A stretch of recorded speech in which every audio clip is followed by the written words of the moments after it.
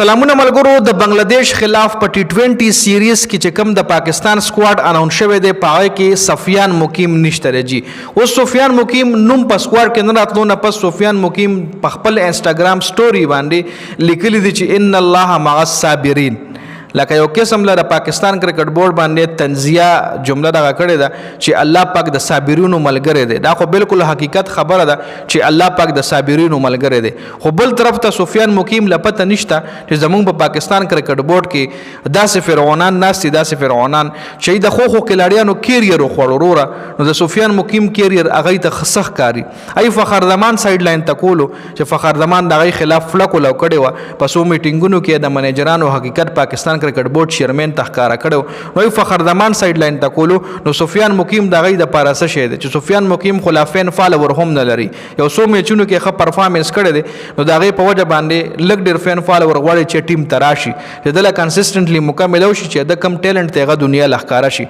نو سفیان مقیم ټیلنټ خلا مکمل دنیا تخکارا شوی هم نه دی او بل طرف ته سفیان مقیم چې دا کوم سټوري لګولې ده سټوري خو خدا لکه مطلب دی کې څه ګناه نشته چې ان الله مع الصابرین یو سړی په خپل سټوري باندې ولګول چې ان الله مع الصابرین چې الله پاک د صابرینو ملګری دی نو دا خو بالکل حقیقت خبر ده چې الله پاک چې چام صبر کړی دی الله پاک غله د صبر هغه میوه ډیره خوږه ور کړی ده خو بل طرف ته پی سی بی به وای چې دا سفیان مقیم په موږ باندې طنز کوي سفیان مقیم دنیا ته خای چې لکه ما سره ظلم کیږي ما سره زیاتې کیږي نو دا یو قسم لا سفیان مقیم کبل س سټوري ورکړې و بل س د قرآنی آیات ورکړې و لا بیا هم خو دې چې سفیان مقیم زما په خیال دا یو ډیر غټ میسټیک کړی دی فلحال سفیان مقیم لا همدغه صبر والا وظیفه نیول پکار دی همدغه صبر دی کوي کله خو به الله پاک د دووري کله خو به الله پاک د صبر د میوه ورکی او کله به د سکواډ تراشه چې کله د سکواډ تراغو نو الله پاک په د لاسونو نه الله پاک په د خپونه ډیر ښه پرفارمنس پاکستان لور کی نو بیا به د ټیم کې زی پوښ شي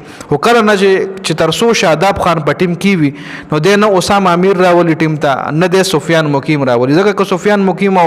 اسامه امیر راځي نو شاداب خان چټی کوي رورا نو شاداب خان نه غواړي چې داسې کلاړیان مخه دراشي چې هغه د ما زید ټیم نه روک کی نو شاداب خان هم ځان له پوره یو غټ شی دی رورا یو خو